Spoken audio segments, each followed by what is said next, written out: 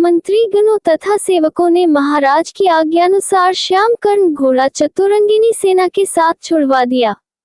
महाराज दशरथ ने देश देशांतर के मनस्वी, तपस्वी, विद्वान ऋषि मुनियों तथा वेदविज्ञ प्रकांड पंडितों को यज्ञ संपन्न कराने के लिए बुलावा भेज दिया।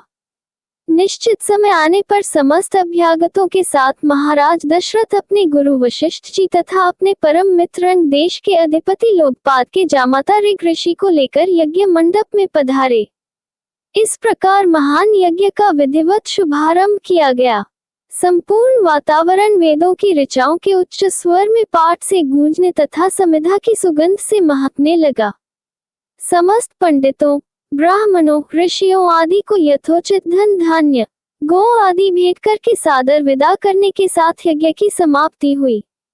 राजा दशरथ ने यज्ञ के प्रसाद चरा को अपने महल में ले जाकर अपनी तीनों रानियों में वितरित कर दिया।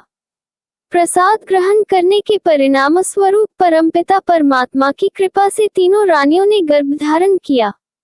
जब चैत्र मास के शुक्ल पक्ष की नवमी तिथि को पुनर्वसु नक्षत्र में सूर्य, मंगल, शनि, बृहस्पति तथा शुक्र अपने अपने उच्च स्थानों में विराजमान थे, कर्क लग्न का उदय होते ही महाराज दशरथ की बड़ी रानी कौशल्या के गर्भ से एक शिशु का जन्म हुआ जो कि श्यामवर्ण, अत्यंत तेजोमय, परम कांतिवान तथा अद्भुत सौंदर्यशाली था।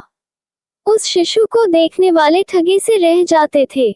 इसके पश्चात शुभ नक्षत्रों और शुभ घड़ी में महारानी कैकेयी के एक तथा तीसरी रानी सुमित्रा के 2 तेजस्वी पुत्रों का जन्म हुआ। संपूर्ण राज्य में आनंद मनाया जाने लगा। महाराज के 4 पुत्रों के जन्म के उल्लास में गंधर्व गान करने लगे और अप्सराएं नृत्य करने लगी। देवता अपने विमानों में बैठकर पुष्प वर्षा करने लगे। महाराज ने उन्मुक्त हस्त से राजद्वार पर आए हुए भाट, चारण तथा आशीर्वाद देने वाले ब्राह्मणों और याचकों को दान दक्षिणा दी। पुरस्कार में प्रजाजनों को धन धान्य तथा दरबारियों को रत्न, आभूषण तथा उपाधियां प्रदान किया गया। चारों पुत्रों का नामकरण संस्कार महर्षि वशिष्ठ के द्वारा कराया गया तथा उनके नाम रामचंद्र, भरत, लक्ष्मण और शत्रुघ्न रखे गए। आयु बढ़ने के साथ ही साथ रामचंद्र गुणों में भी अपने भाइयों से आगे बढ़ने तथा प्रजा में अत्यंत लोकप्रिय होने लगे। उनमें अत्यंत विलक्षण प्रतिभा थी जिसके परिणाम स्वरूप अल्पकाल में ही वे समस्त विषयों में पारंगत हो गए।